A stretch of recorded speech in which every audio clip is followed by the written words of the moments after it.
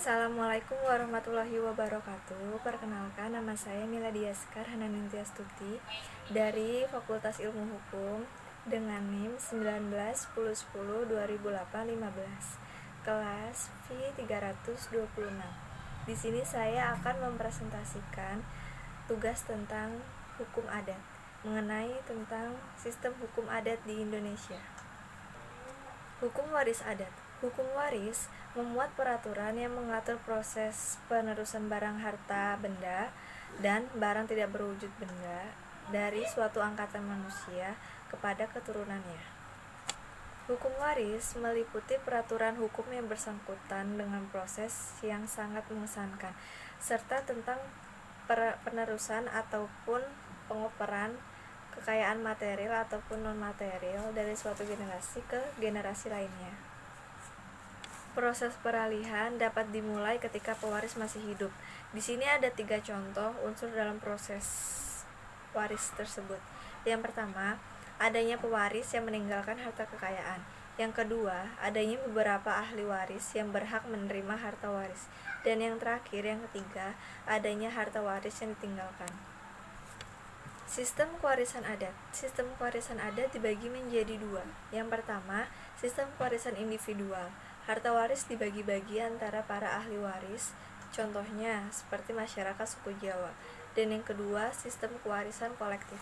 Di sini sistem kewarisan kolektif terdapat 4 macam. Yang pertama, harta waris diwarisi oleh sekumpulan ahli waris semacam badan hukum. Yang kedua, harta waris disebut dengan harta pusaka. Dan yang ketiga, harta waris tidak dapat dibagi-bagi antara para ahli waris. Dan yang terakhir, yang keempat, ahli waris hanya memiliki hak pakai atas harta waris, contohnya seperti masyarakat Minangkabau.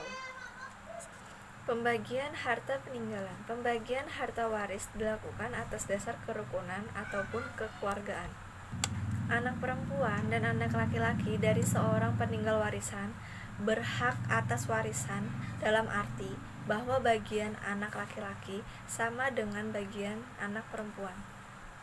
Anak yang lahir di luar perkawinan dalam masyarakat suku Jawa hanya berhak menjadi ahli waris atau menerima harta peninggalan ibu dan harta peninggalan kerabat ataupun kerabat dari ibunya.